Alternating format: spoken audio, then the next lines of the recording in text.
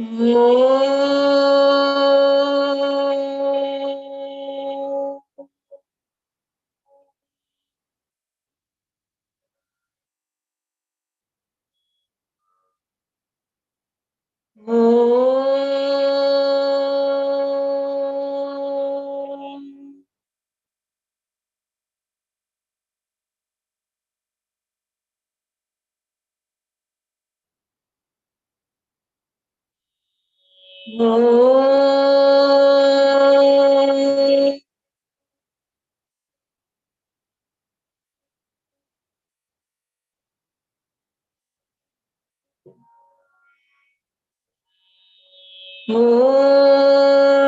Gam Ganapataye Namaha.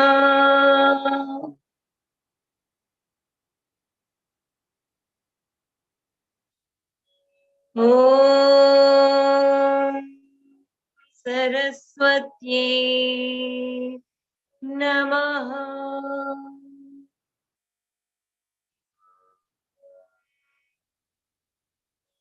Om Shri Gurubhyo Namaha.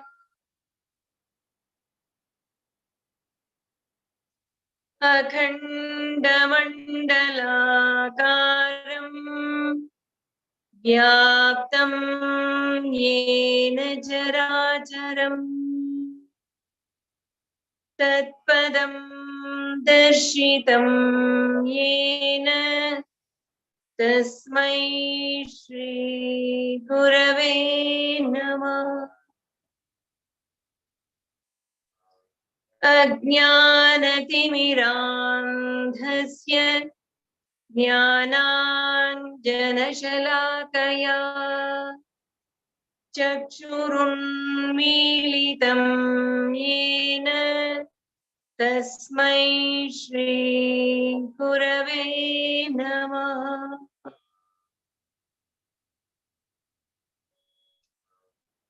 Let us take in Shiva Shakti in 5 deep breaths.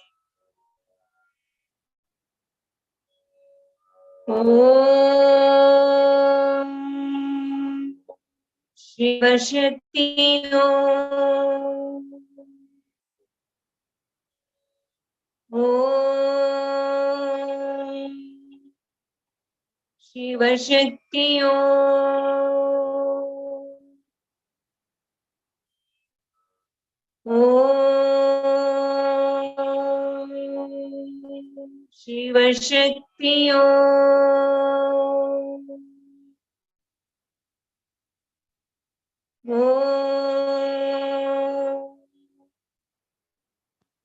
Shiva Shakti Om. Om Shiva Shakti Om.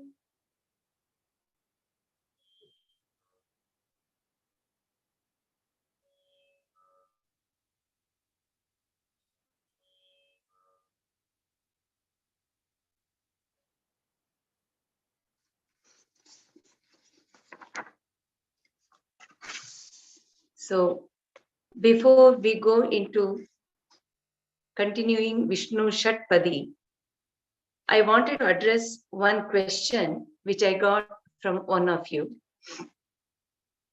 That question is, being Advaitin, how come Shankaracharya has composed stotras on different devatas with bhakti? This is the question. I would say it is not bhakti, but genuine, unlimited bhakti in Advaita Bhava, in all his stotras. That is what we see.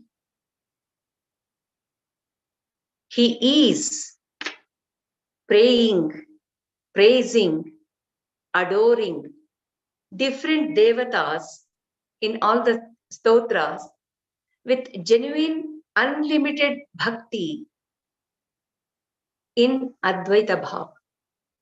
Let us understand with examples. Advaita. Advaita is, it is Eka. There is only one existence. That is this ever expansive third circle, which is ever expansive, which is Sat Nirakara Nirguna Parabrahman. In that, it is the mind which is projecting the Vishwa. The universal mind is projecting the Vishwa. That universal mind is also within this one supreme Brahman, absolute. In that mind, it is projecting multiplicity and many living beings with different forms, different sizes, different colors, different characteristics. So among many, I am one of the living being called Jivatma. So if you look at the whole thing, Shankaracharya is standing in this position and observing how the whole Vishwa, the projection of the world in the mind, is with so many multiplicity, which is happening within one Parabrahman. So that multiplicity, he is wondering, being in that state, and he's wondering how beautifully every Devata is contributing to the ongoing of the whole universe. So Shankaracharya being in the body as Jivatma, being even though he is in this body, he has overcome the limitation of this body, and he is able to see as one being, as the universal being, and see how all the Devatas, all living beings, all beings who are taking the help of those Devatas are interacting as well. So everything is happening within. Now, let me give you a practical example.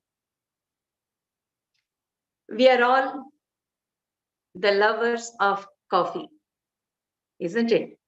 So we start drinking coffee, and slowly we become addicted to it, and we drink every day.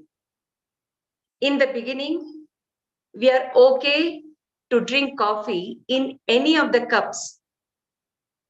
It can be of different sizes, different shapes, but we are ready to drink in any of the cups. But gradually we become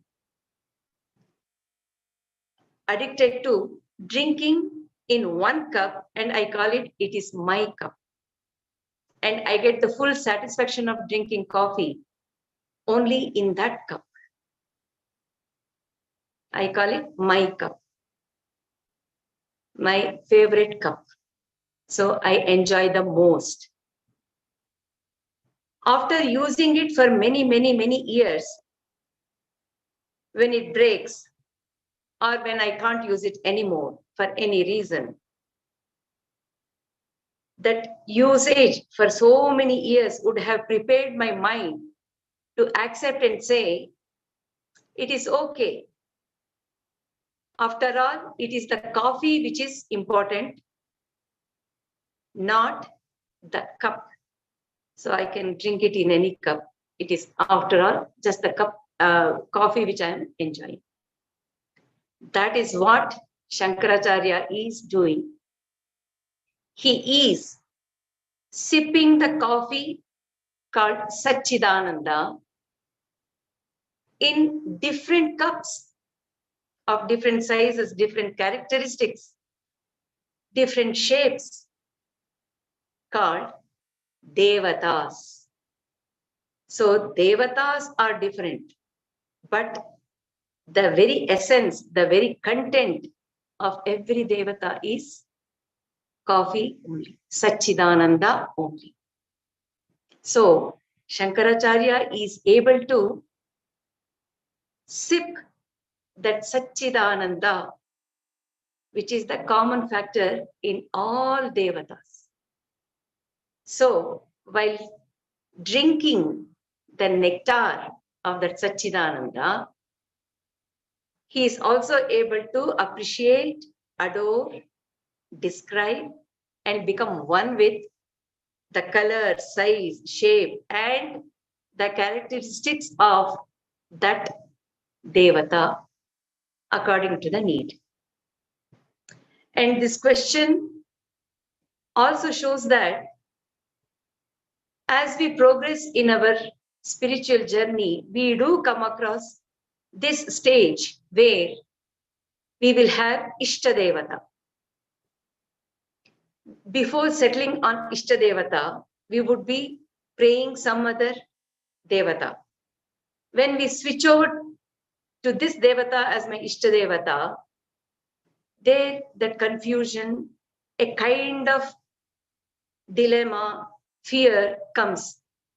What will that Devata think if I change over to this Devata as my Ishtadevata and start praying? So all these things one will go through before having that Ishtadevata firmed up in our mind, heart, and in the whole being. We become one with that Ishtadevata. It can be one or two or three Devatas, but that will also reduce to one as the time, as the sadhana progresses. And after many, many years of sadhana, we do understand that any Devata is emitting that Satchidananda, Sat Chit Ananda. It is that which I have to feel, understand, experience, irrespective of what the form of the Devata is. So that Ishta Devata, even though I am attaching myself to one Devata, the understanding will come. After all the cups are made of the same material, but the size, shape, color, and the characteristic of that is different, which is outer. But the inner essence is one and the same. So when we come to that level, it doesn't matter whether it is a Devata or the whole universe, they start enjoying. So at that level, like Shankaracharya, one is able to become closely associated. They can gel with any Devata or any form which we come across. So that's the reason I'm saying Shankaracharya with genuine, unlimited bhakti in Advaita Bhava is praying all these Devatas in different stotras. So it is genuine bhakti in Advaita Bhava. So one more thing I can say, when we say wooden house, mud house, cement house, tin house, does it mean that wooden house means it has only wood? No. Will it have only cement? No. They all will have common few fundamental things. when we understand that any house is okay when it is giving me the protection from the weather as roof, it serves the purpose. So in the same way, all devatas are having that Satchidananda in them. And that we are enjoying through different devatas according to the need at the time or at different situations. We pray and we become one with it. So that easiness will come as we grow in our understanding of what Ishvara is to some extent.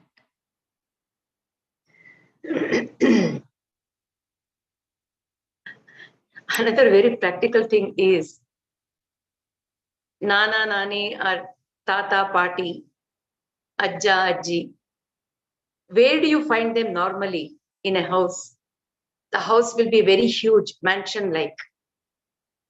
But these old couple or old people will be always seen sitting in front of the house, outside the house, enjoying the sky, the air, the nature around, but not the limitation of the house inside, isn't it? So same thing happens even in our spiritual evolution. We feel like coming out of that Ishtadevata also, slowly. So this is my understanding.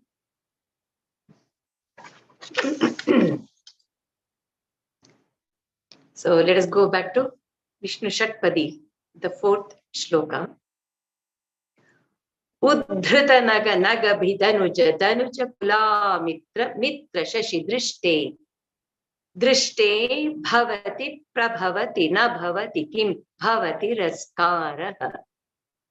See, there is built-in rhythm and beauty in the way the words are rolling from previous to the next one, to the next one, to the next one.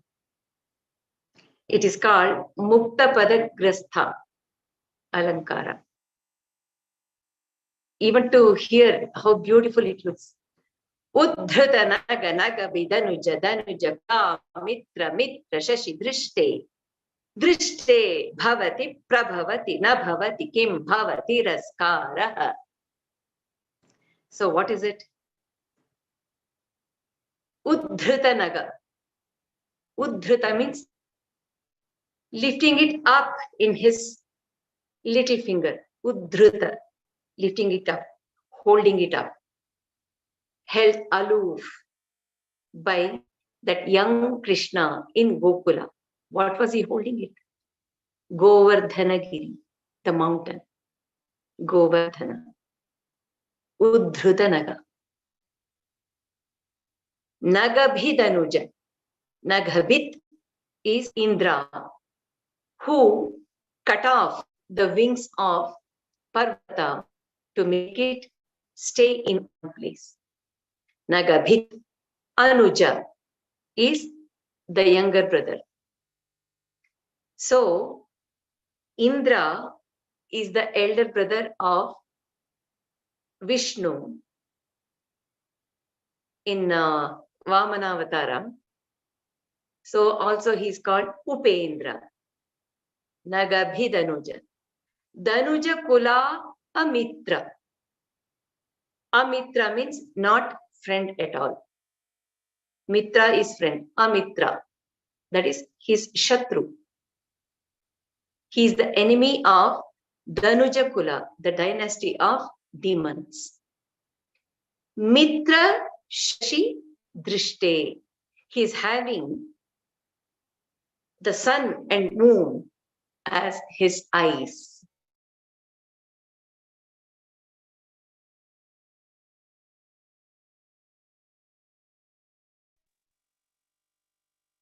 Drishte Bhavati Prabhavati.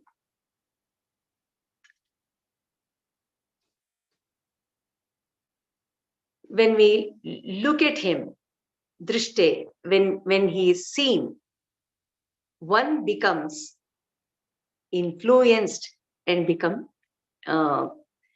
realized. Na bhavati kim bhava tiraskaraha.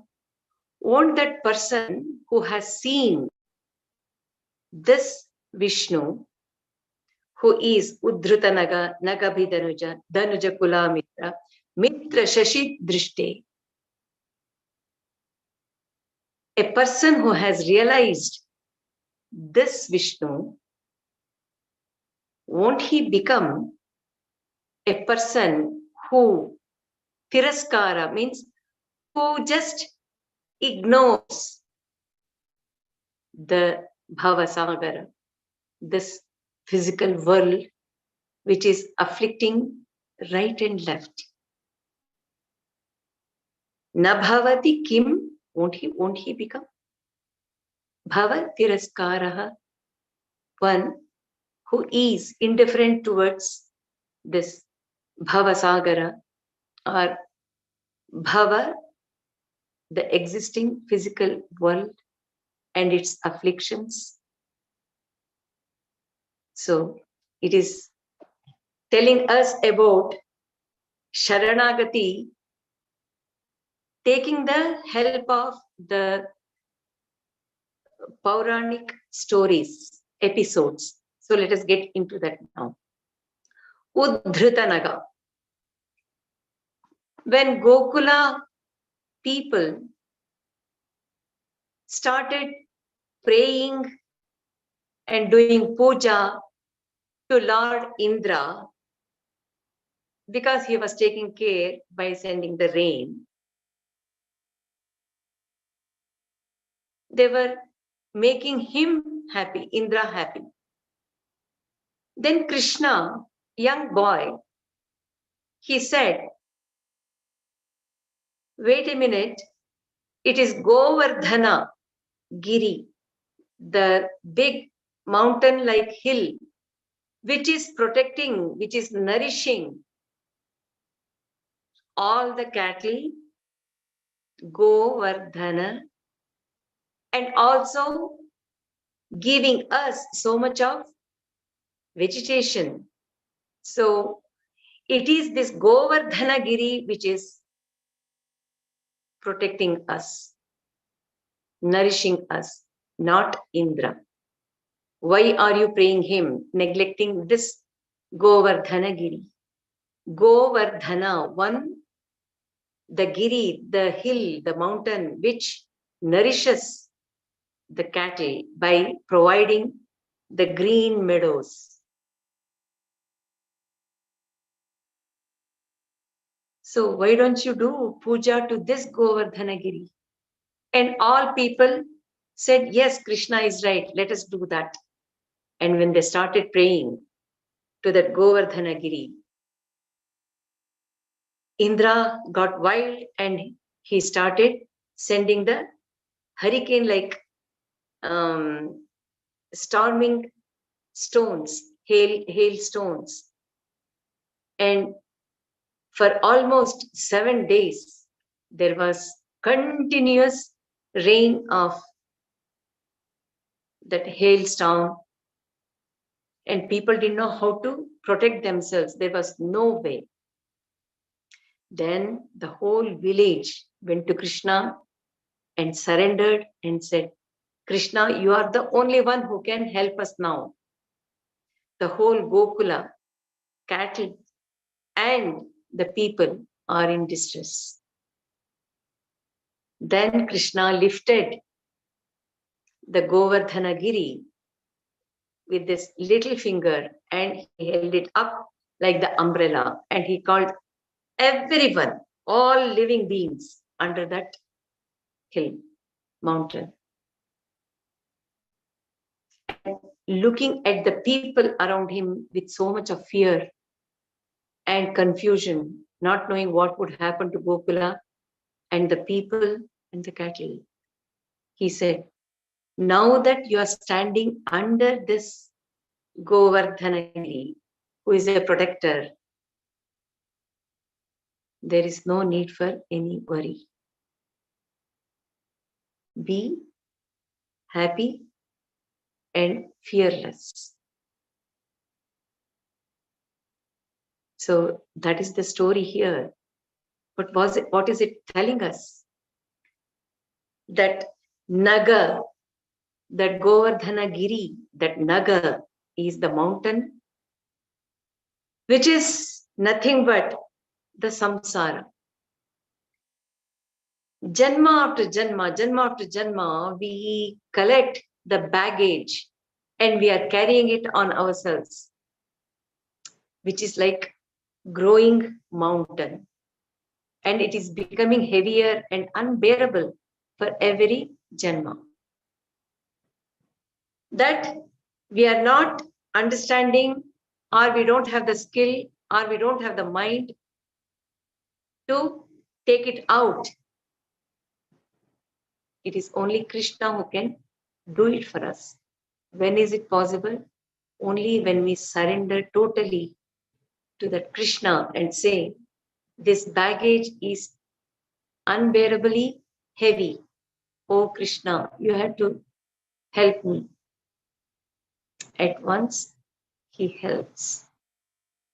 Because he is Uddhritanaga. He has lifted up that baggage, which is like mountainous baggage, which we are carrying, not knowing how to drop it off or how to make it easier to carry on and make it lighter and lighter and lighter. For that, it is Krishna who is helpful. Nagabhidanuja. So, Indra cut off the wings of the Parvata, the mountain. That means, long back, the mountain had wings and it was flying around. And when it used to land, it would crush all the vegetation as well as people, living beings, creating havoc. So Indra, out of his anger, he cut off the wings and made it stay in one place so that no more damage to the world. That Nagabhit, that Indra, became the elder brother of Vishnu, who took the form as Vamana. So Nagabhidanuja, why is he giving that importance here? In the previous episode, Indra was the opponent, enemy of Vishnu. In this Vamana Avatara, he is very much the brother, elder brother of Vishnu. And that Vishnu is Vamana Avatara. Even this Vamana Avatara also tells how one has to give their whole being, surrender it to Vishnu to be liberated. That is what that King Bali did. When Vamana started growing in his size after asking for 3 steps, Vyasamuni describes it so beautifully in Bhagavatam. The sun, shining sun, he started looking like the big white umbrella. Can you imagine? That sun as huge umbrella for this Vamana. It looked like that. As he started growing and growing, the sun started looking like an eye. And then it started looking like an earring. And when he started growing still, it looked like a small pendant.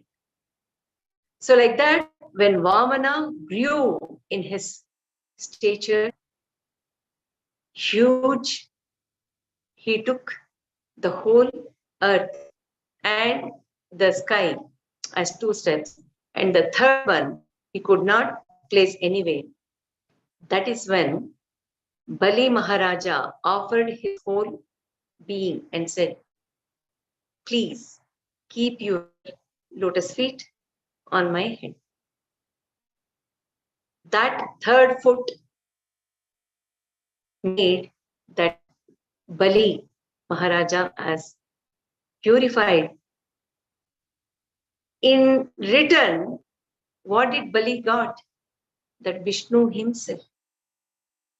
Vishnu said, I will protect your palace and the kingdom as the security guard. So he got himself, Vishnu. Why? How? Because he totally surrendered himself. So just think, even to part with something to a person who is asking for it, how much we think, should I give it or not? Is it worthy of giving? Is that the person to whom I should give? So many questions come. Straight away we won't give. But Bali Maharaja had that capacity in him to give.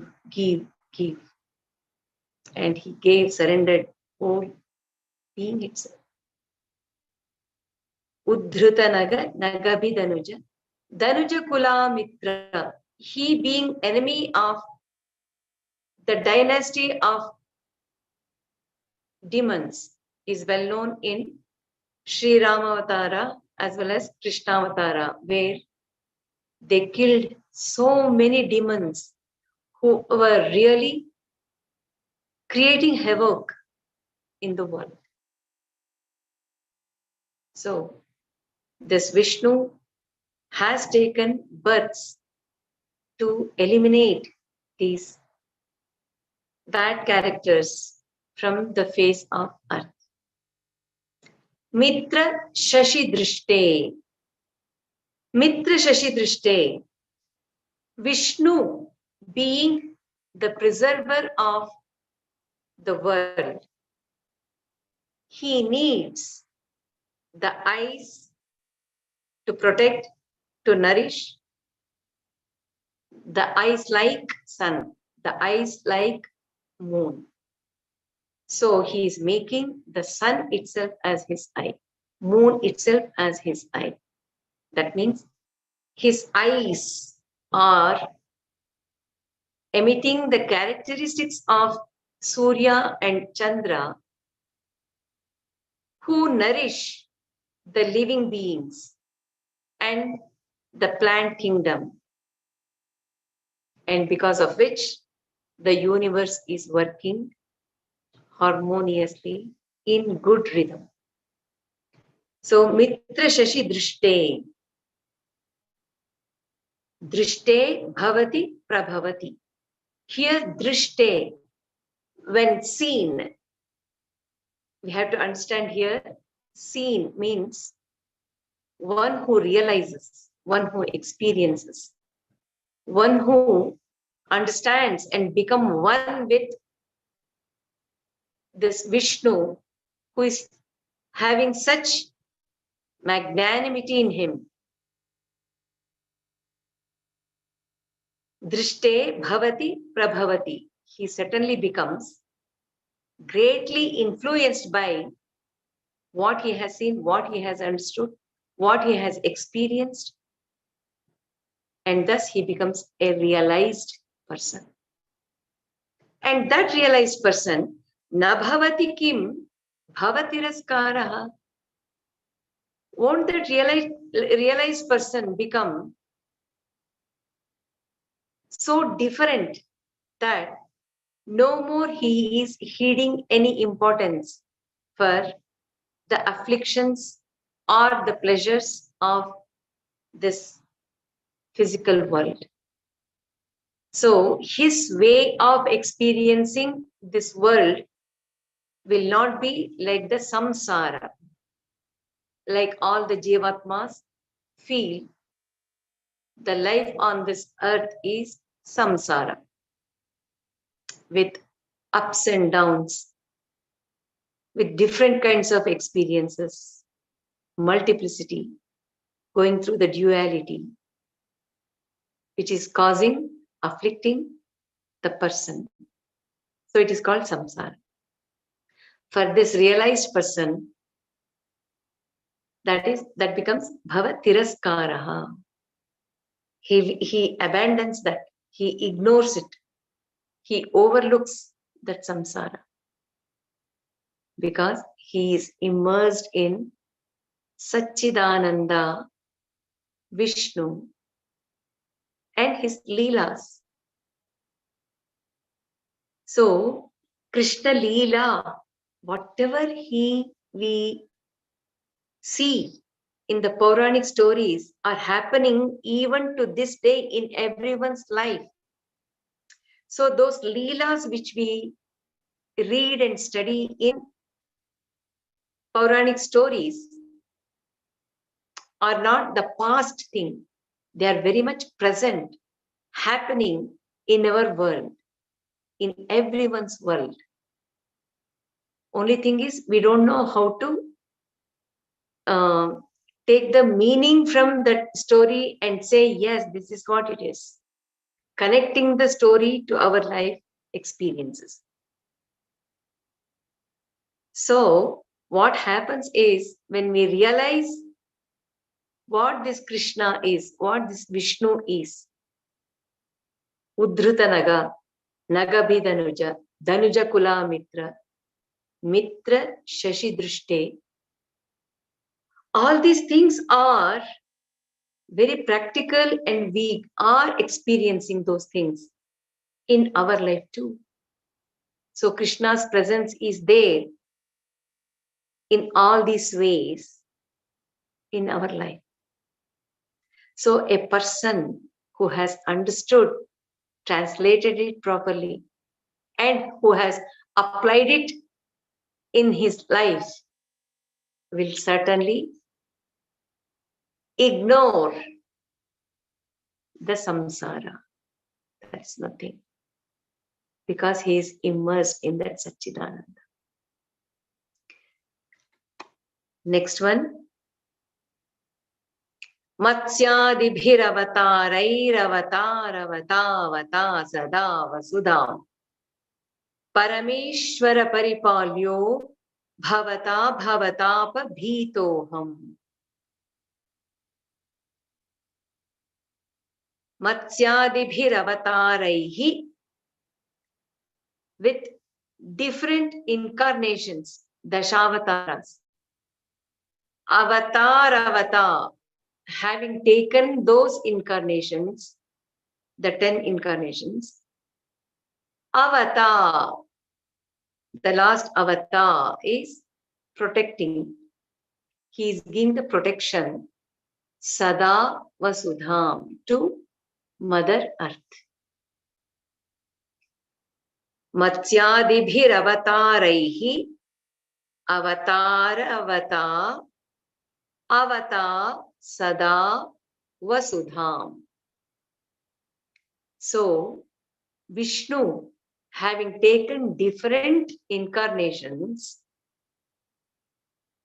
he has been protecting, taking care of Mother Earth, sada, all the time. Parameshwara paripalyo bhavata. O Parameshwara, bhavata, your protection should be on me. Paripalyo, I am the one who has to be protected by you. Parameshwara paripalyo bhavata. O Parameshwara, I am the one who has to be protected by you. Bhava tapa bhitoham. Why should I be protected? Because I am frightened, filled with fear of bhavatapa, that afflictions, burning of this samsara. So let us see in detail how we can apply it to our life and carry on with the support of Vishnu and this Vishnu Shakti. Matsyadibhiravataraihi avataravata sada vasatam. Vishnu, in every incarnation, he has incarnated with a particular purpose to save Vasudha, earth, from some kind of bad influence or bad character who is playing havoc. It is not just the physical afflictions. For example, in Matsyavatara, that Rakshasa took away the Vedas. To save the Vedas means the knowledge. To save the knowledge, Vishnu had to incarnate as Matsya and lift up the Veda. Because Vedas is nothing but the whole encyclopedia of Iha and Para. So that knowledge would have gone away with that Asura. So he saved like that. Even in Kurma, Varaha, Nrasimha, Vamana, Parashurama, Sri Rama, and then Krishna, Buddha. See how differently he has saved the situations and characters. And we also can understand how intense that affliction to Mother Earth. So they were not somewhat light provocators or one who plays the havoc. No, it was very intense. So I am a Jivatma who is going through this bhavatapa and also the fear. When compared to what you have protected during your Dashavataras, it is nothing. You can protect me. I am the one who has to be protected. Because I don't have any other way to come out of that bhavatapa or bhiti. Bhiti means the fear. So I am the one who has to be protected. Paripalyu.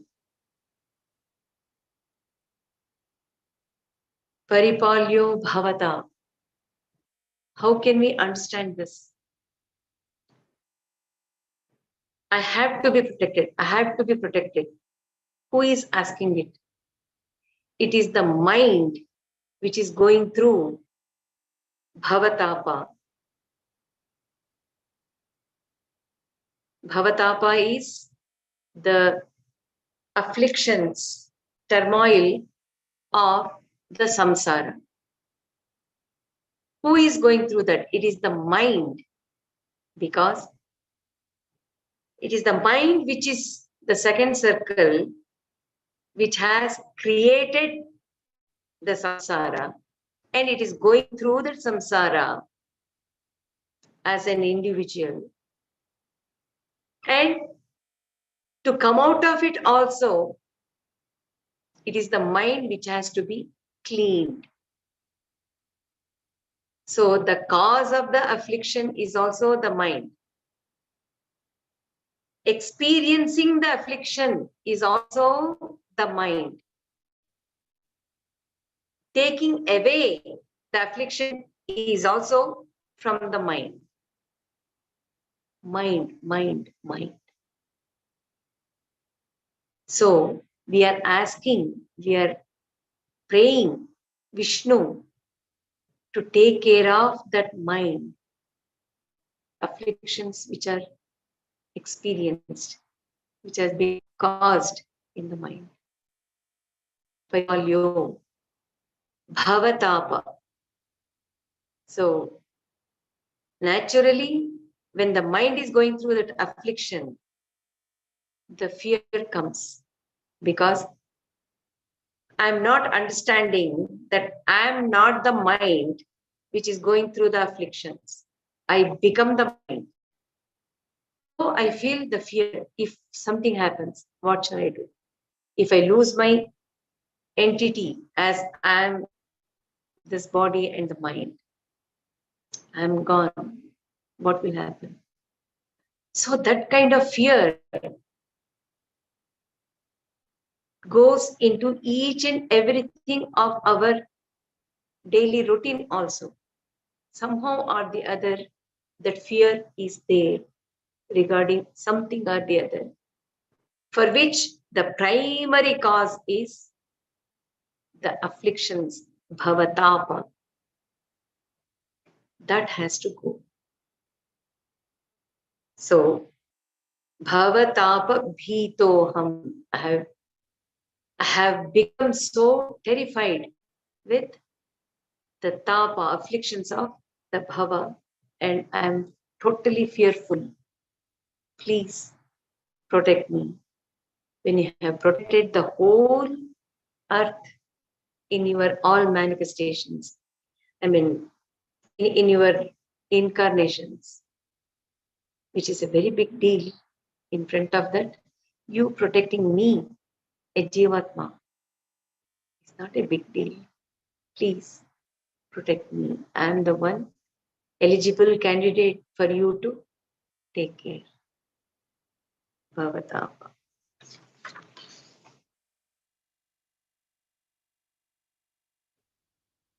So even this shloka is also hinting at total surrender of what? Of the mind. To what? To that Vishnu who has pervaded me as this being, and he is very much the Atma. So, with this understanding and applying and realizing that Vishnu is very much within me as Atma, and I had to go for the help with this Atma, who is Vishnu. Then automatically the mind calms down and it stabilizes and it understands and is able to see the situation with Sakshi Bhava and come up with a solution. So the trick is surrendering to Vishnu, surrendering to that Atma. Damodara Guna mandira Sundara Vadanara Vinda Govinda Bhava Jaladi Matana Mandara Paramam Dharamapanayatvam me. Even here, Damodara is another beautiful story which has so much of meaning in it. Damodara is that young Krishna who was very naughty, and Yashoda was taking care of him. But as he was very naughty, she could not control him many times. So what she did once, out of anger and out of showing her authority on that Krishna who is very, very naughty, she was trying to tie up Krishna to a mortar with the rope. So how much ever she was trying to tie it, the rope would be coming all the way, but just 2 inches it would be less. So she would tie more rope and bring it around Krishna. Even then it would be short by 2 inches. Like that, it kept on happening again and again and again and again and again. And Yashoda finally gave up, saying, Krishna, no more I can handle you. I don't know how to handle you. I just give up. Looking at that distressed Yashoda, who has given up totally, and she's asking the help of Krishna only. So Krishna says, let me cooperate with her. And Krishna gives himself to Yashoda, and then only she was able to tie him up to the mortar. Damodara, one who is having that rope around his waist. So the 2 inches, why was it short? Yashoda was having that ahankara and mamakara. It was those two which were holding back from tying up that Krishna. Ahankara is I, me. I am going to tie you up. You, my naughty Krishna. I am. And she was firmly wanting to grip him. This is what happens even in our devotion. The rope of devotion might be very, very, very long with lots of brata, puja, tapas, everything. For number of years, it can keep extending the rope of devotion, bhakti. But as long as we are having that ahankara and mamakara means mine, by me, all the 7 case endings, to me, for me, by me, through me, in me, mine. When I have these two, ahankara and mamakara, that devotion rope can never be attached together. Only when I leave those two, the rope of devotion can bind Krishna and he becomes one with us. He just cooperates and he also surrenders to the devotee and they become just one. Damodara. Guna mandira. Guna mandira, Vishnu is the storehouse of all qualities. Guna, the good qualities, virtuous qualities. Guna mandira. Mandira is that storehouse. Vishnu, who is the power of all pervading character. When he is all pervasive, what is his power? Vishnu. And he is Nirakara Nirguna Brahman, who has incarnated as Narayana, Krishna, with particular characters in him. When he is Saguna Brahma, with form and attributes, they are all magnificent and good, that we are attracted to that Vishnu at once, who is Narayana. Guna mandira, Guna mandira. So the very fact that Shankaracharya is highlighting Guna mandira shows how important it is to get immersed, absorbed in that gunas of Vishnu.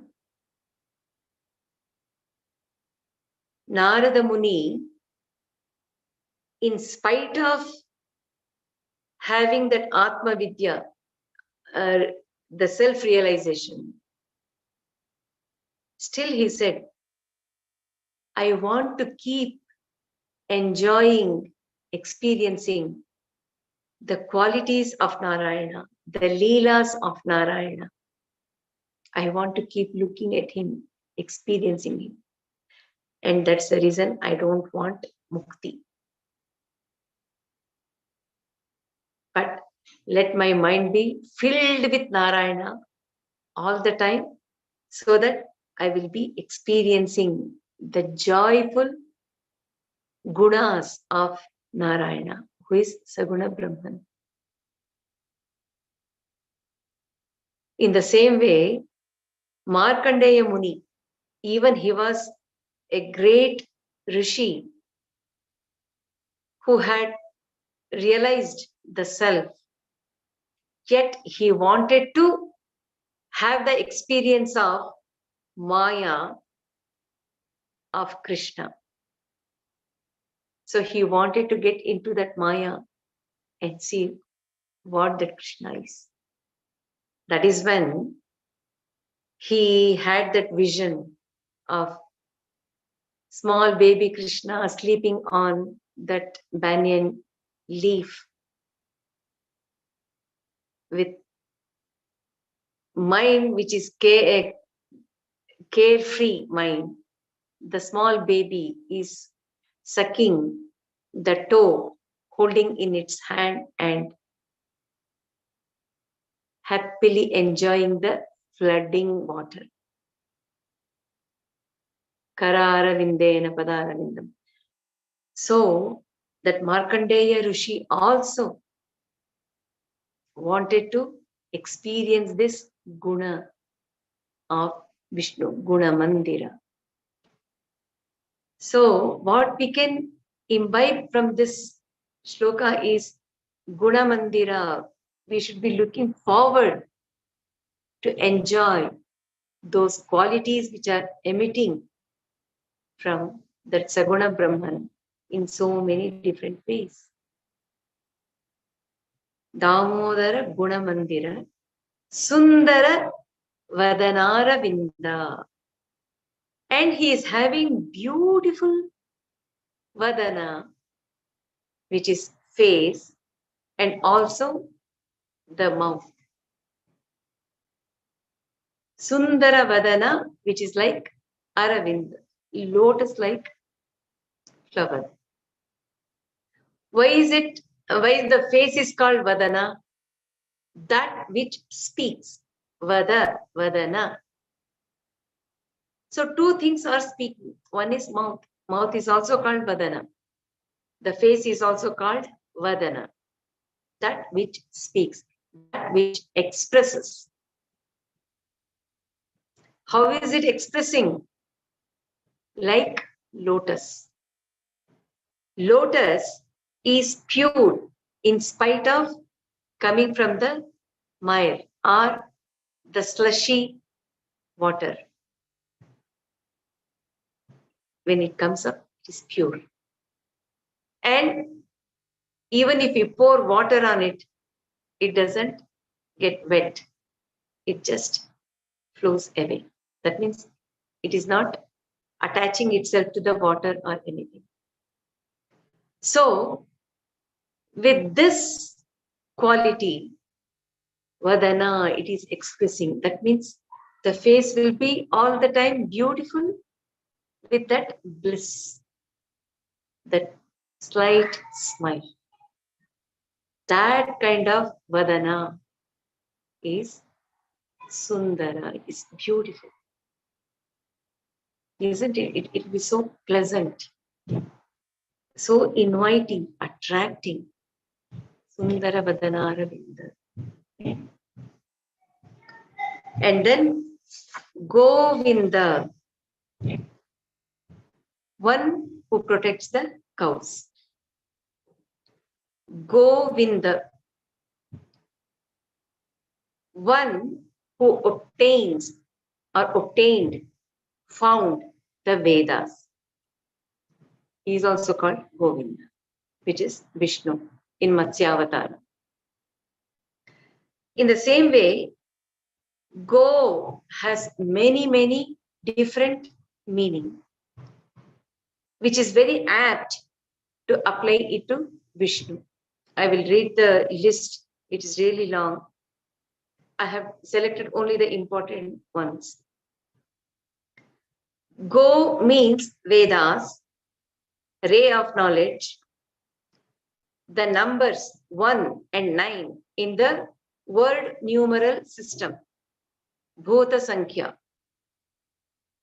Cow, bull, ox, anything coming from or belonging to an ox or cow.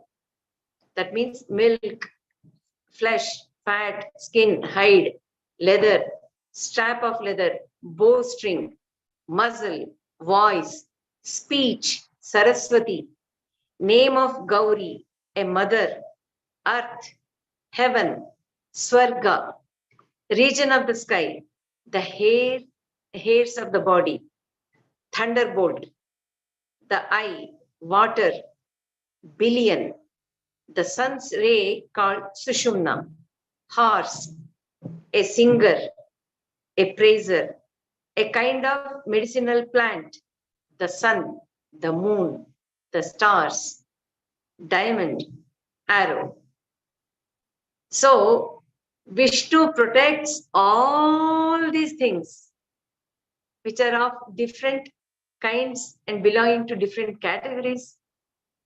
He being the preserver of the whole universe, Sthiti. He has to have obtained, Vindati is to obtain, to take care, observe, to mind. So he has to. So he's protecting all these things. Govinda, Govinda. So Govinda, Govinda, only 3 letters. But see how much it is taken care of. So it is like a capsule, the capsule form of,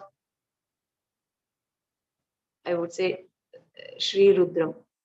In Sri Rudram Namaka, we are recognizing different categories of things in detail, and we are saying Namah, Namah, Namah. But if we say Govindaya Namaha, it is filled with so many things. Govinda, the word. And probably that's the reason we hear Govinda, Govinda. Isn't it? So many things. And then Bhava Jaladi Mathana Mandara. In this Bhava Sagara, Bhava Jaladi means Bhava Sagara. Mathana, when the churning is happening in this Bhava Sagara, he is like the Mandara Parvata. Mandara Parvata is stable and it is the supporting pillar which was used to churn the Milky Ocean, Kshira Sagara. So, in Kshira Sagara Mathana, what was Mandara Parvata, that is used here as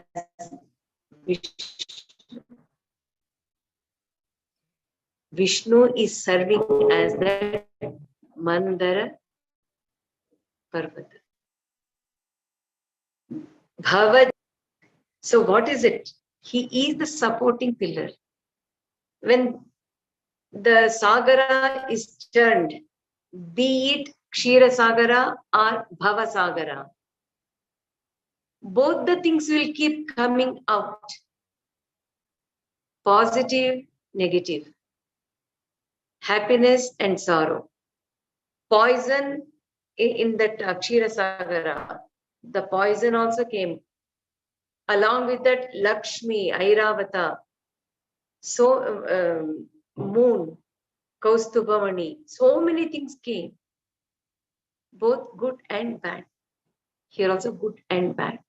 Both are churned out. For that, Vishnu is the supporting pillar. So what does it mean? If Mandara Parvata is that Vishnu, who is the strong pillar-like, I can churn anything, both positive and the negative. But if I am taking the support of that Vishnu as Mandara, the churning of life would go smooth and the afflictions felt will be less. If that Mandara Parvata Vishnu is not there, is it possible to churn out anything in life? Not possible. So the process of churning will become easier in Bhavasagara, the Samsara Sagara, if Vishnu is kept as the pillar. That means the mind should be like the rope, go around that Mandara, Parvata, Vishnu, hover around it. Then the churning would be easier. We will have the strength to churn. Paramam Dharamapanaya Tvam Me. So this churning process is there. We have to do it. We will be doing it. We are doing that churning out. Because of that churning, Paramam Dharam, I'm having significant, too much of dharam, that fear, which has made room in me. That apanaya, please take away that fear. Tvam, me, from me. O Vishnu, just telling directly. How is it applicable to us? Paramam dharam, that fear again is coming because of the mental state. When I become the mind, my interaction in the world becomes an object to have the experience of the world. It could be good experience or it could be bad experience. But most of the time, it is the difficulty, and in between it is sprinkled with some good experiences.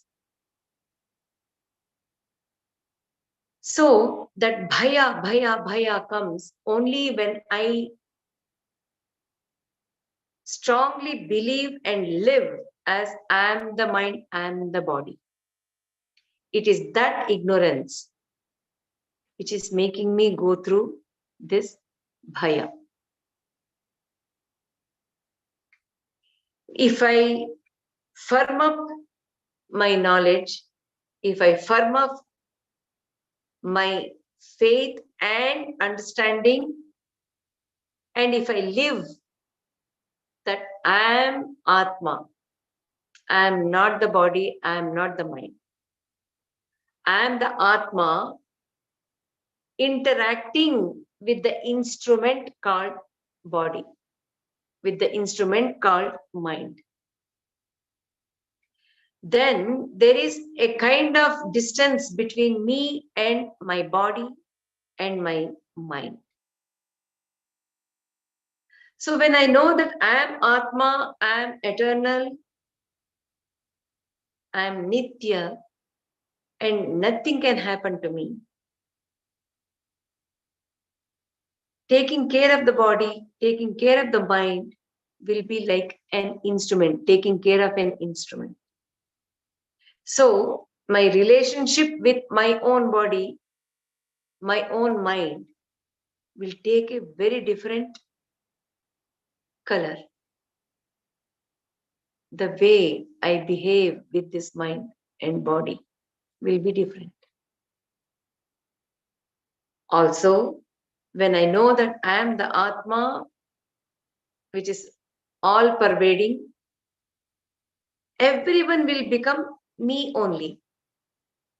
So, that difference between you and me, she and me, he and me, will become lesser and lesser and lesser. Even if anything happens between two, there will not be fear or I lost feeling will not be there, because that mind would have stabilized itself to a large extent. It is fine. You take it. It is fine. Your mind is feeling like that, but not you. So I don't have anything to do with you.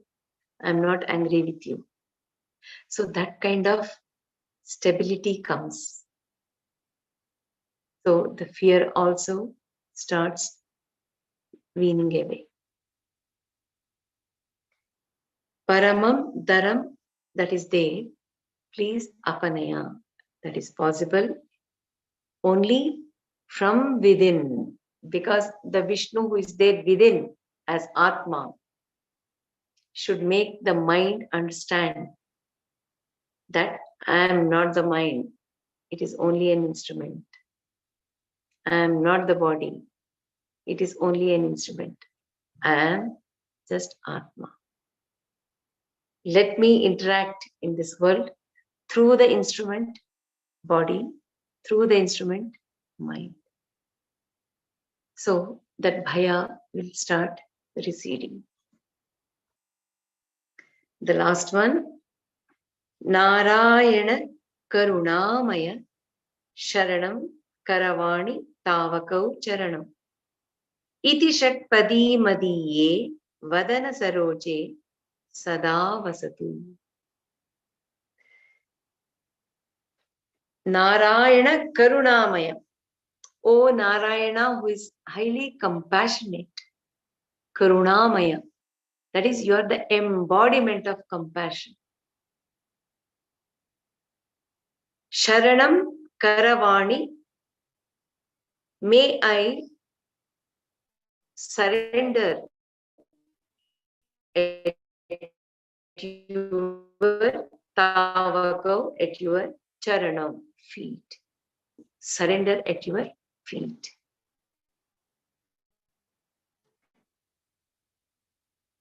Iti Shatpadi. May this Shatpadi Madiye Vadana Saroje Sada Vasatu. In my lotus-like mouth, let it revel, let it be sung all the time. It is very, very unique way of expressing the devotion and Sharanagati, which is possible only by Shankaracharya. This is a very special, unique shloka, this verse. Here, we should understand what that Shatpadi and Madiye Vadana Saroje. These are the two words. Madiye means mine. Vadana Saroje, in the lotus-like mouth, lotus-like face. So let me come to that point later.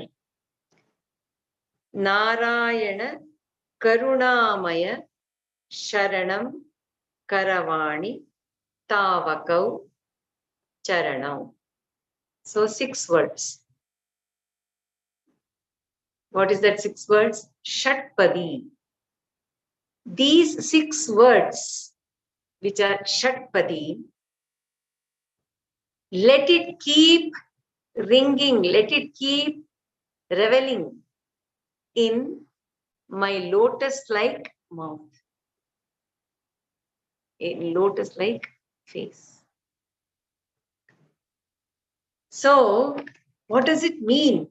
Normally, we have seen in n number of stotras describing Vishnu's Vadana. In this itself, we studied Sundara Vadanara Vinda. So, like that, lotus-like face is normally addressed to Vishnu. But look here, Shankaracharya is telling it, Madiye Vadana Saroje, in mine. So there is deep meaning in it. Let us try to understand it. It is very, very unique. I think it is only in this we come across this kind of expression, in my lotus face. So different. Shatpadi, we understood. The first line having the 6 words. What are the 6 words? Narayana, who is compassionate, highly compassionate, who is the embodiment of compassion. Sharanam, that is surrender, Sharanagati. Karavani, may I do it, may I perform, or may I resort. Tavakau, in your charanam, feet. So this Shatpadi, let these 6 words keep on repeating. Where? In my mouth, in my face.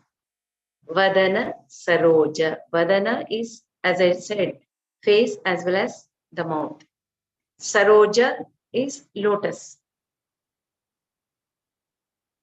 So, to attract the bee, which is like Vishnu, if Narayana has to come into me, I have to make my mouth, the face, as Saroja, lotus. If at all I want to attract the grace of Narayana, his Kripa Drishti on me, how can I attract him as a bee towards the lotus? By uttering, by keep on saying, keep on thinking, O Narayana, the compassionate one, I would like to surrender at your feet. If you keep on saying it, naturally the mind surrenders to the feet of Narayana. It is automatic. Automatic. The first few times it might be robotic utterance. But once we put the mind into it, slowly we see that transformation happening within us. So when the mind is at the feet of Narayana, naturally the mind becomes pure. It is already emitting the quality of that lotus. And there's no attachment towards any of the things around me, because mind is pure and it is so much attracted towards that bee, attracting that bee towards me.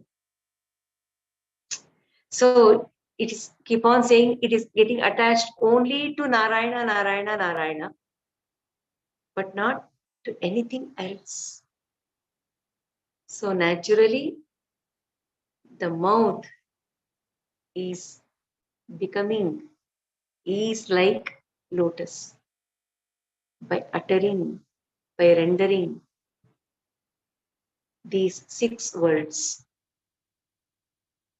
And because of this, the mind, thought, heart, my intelligence will also be resonating the 6 words.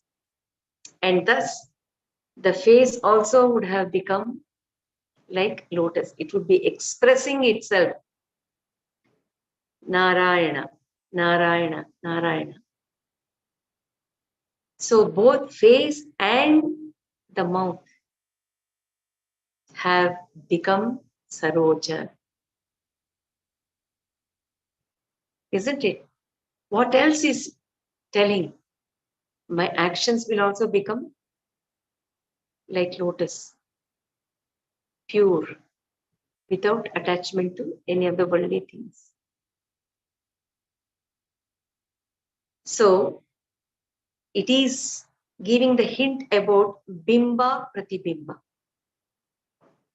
He is Sundara Vadana Aravinda. Isn't it? So if Narayana is lotus, I am reflecting him as lotus. So my face, my mouth is also lotus. He is also lotus. So he is the Bimba.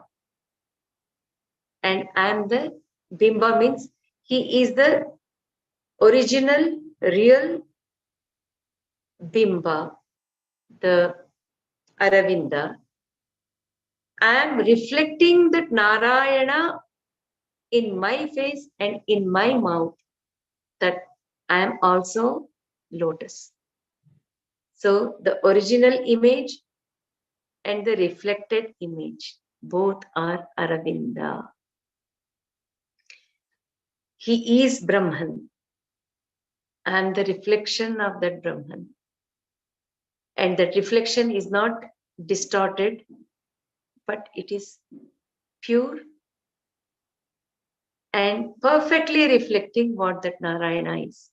Because Madiye Vadana Saroje, my Vadana has also become as lotus. So Bimba Pratibimba. Just visualize yourself as the pure reflection of that Narayana. Because you are filled with that Narayana. How beautiful it is.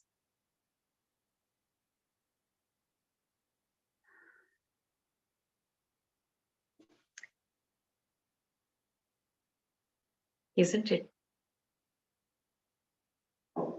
That is when one would say, Pankajaham, Tava Pankaja Charane, Swam Samarpayami. I am the lotus, Pankajaham. Tava Pankaja Charane, at your lotus feet, I am offering my own self.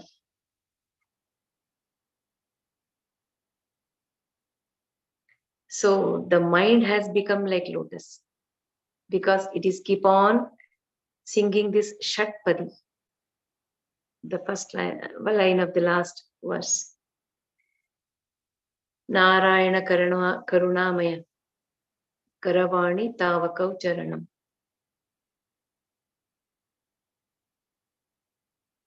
The mind is lotus. The thought is also lotus. Face is also lotus. The mouth is also lotus.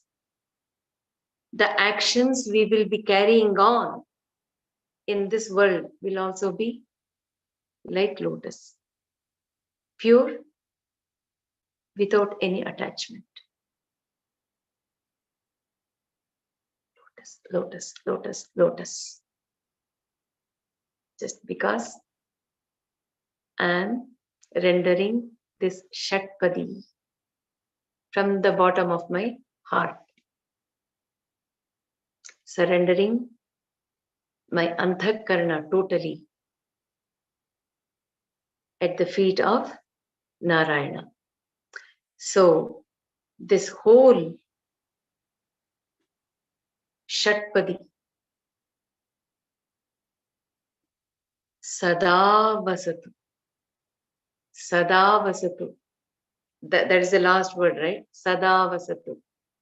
Let this Shatpadi, the 6 words, let it stay in my lotus-like mouth, lotus-like face, all the time. Is it applicable to us all the time? Is it possible to keep on saying these 6 words? Will it make sense? If so, in what way? For that, we have to understand and realize we are all thinking, talking, doing actions, every deed is from the perspective of I am the body, I am the mind.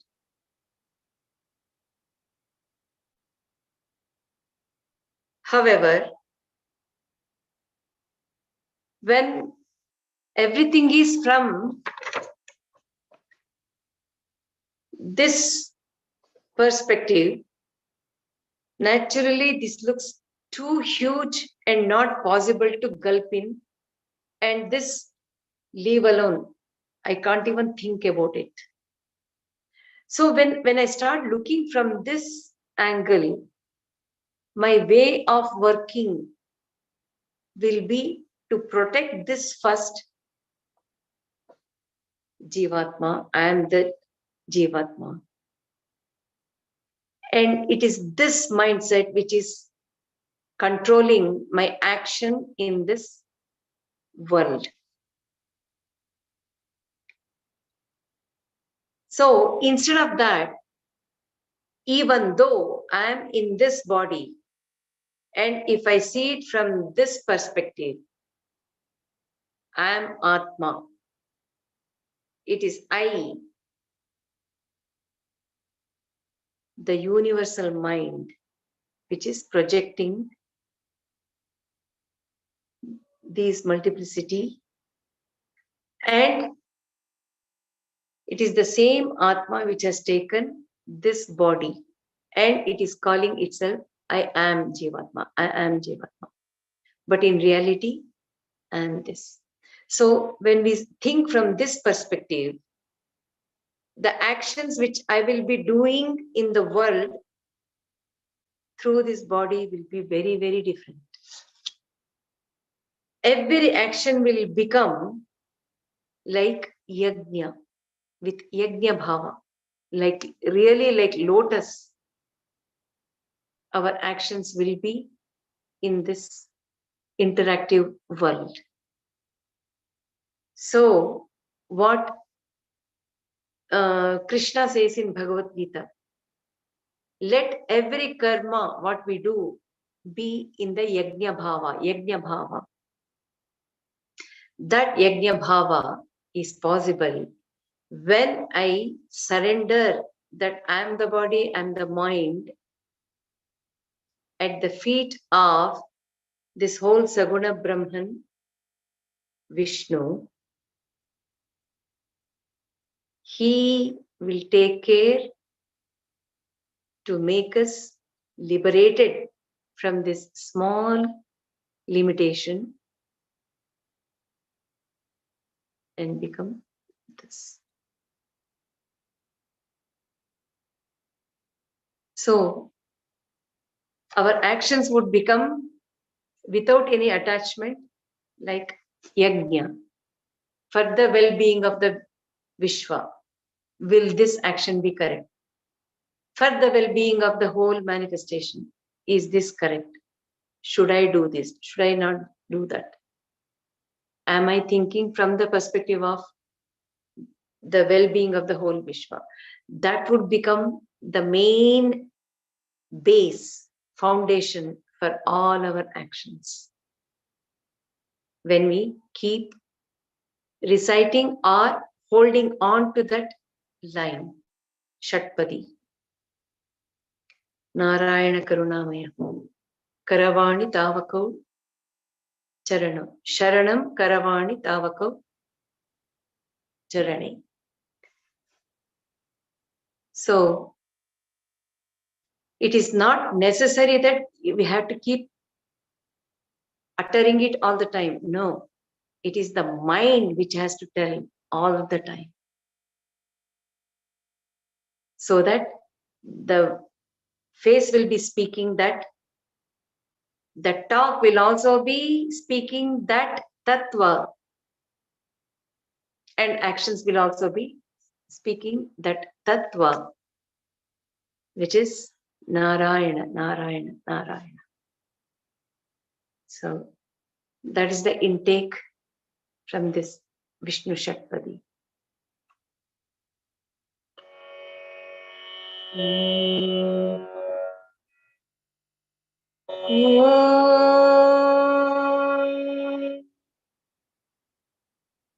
Shiva Shakti, Shiva Shakti, Shiva Shakti Om.